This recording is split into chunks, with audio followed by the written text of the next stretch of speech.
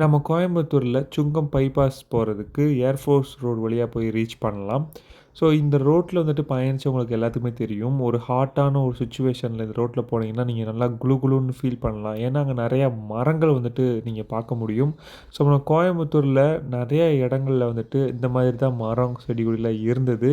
So அதெல்லாம் வெட்டிட்டு தான் இப்ப பெருசு பண்ணியிருக்காங்க. பட் இந்த ரோடு இன்னுமே வந்துட்டு மரங்கள் அதிகமா இருக்கிற ஒரு ஏரியா வந்துட்டு இருக்கு. இந்த ரோட்ல நீங்க ஒரு வெயிலான ஒரு டைம்ல நீங்க ட்ராவல் பண்ணீங்கன்னா, கண்டிப்பா அத வந்து ஃபீல் பண்ண முடியும். ரொம்ப வந்துட்டு கூலிங்கா ஃபீல் பண்ண முடியும். ஸோ இந்த ரோடு அப்படியே எத கிராஸ் பண்ணி போகுதுன்னா, நிர்மலா காலேஜ் அத வந்துட்டு கிராஸ் பண்ணி போகுது. ஸோ இது வந்துட்டு தெரியாத கோயம்புத்தூரியன்ஸ் இருக்கவே முடியாது. இது full and full women's college. இது 1948லேருந்து இருக்கு. அண்ட் இது வந்து இதுக்கு முன்னாடி மெட்ராஸ் யூனிவர்சிட்டி கீழ வந்துட்டு ஒர்க் ஆயிட்டு இருந்தது. இப்போ பாரதியார் யூனிவர்சிட்டியில வந்துட்டு இருக்கு. ஸோ இது வந்துட்டு ரொம்ப ஃபேமஸான காலேஜ் ஃபார் வுமன்ஸ். ஸோ இது கண்டிப்பா வந்துட்டு தெரிஞ்சிருக்கும். ஸோ இத நீங்க கிராஸ் பண்ணி போற இடம் தான் இந்த சுங்கம் பைபாஸ். ஸோ சுங்கம் பைபாஸ் ரோடு வந்துட்டு இதுக்கு முன்னாடி கசகசன்னு சொல்லிட்டு நெறைய பேர் அங்கங்க ஓட்டிட்டு ட்ராவல் வந்துட்டு இருந்தது. ஸோ இப்போ இங்க பிரிட்ஜ் கட்டி ஒரு சின்ன ரவுண்டானா வந்து போட்டிருக்காங்க.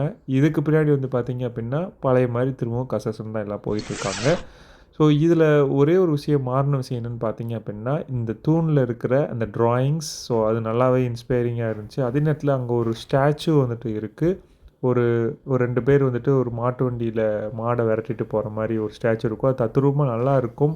ஸோ அது கொஞ்சம் பார்க்கறக்கு அழகாவும் இருந்தது.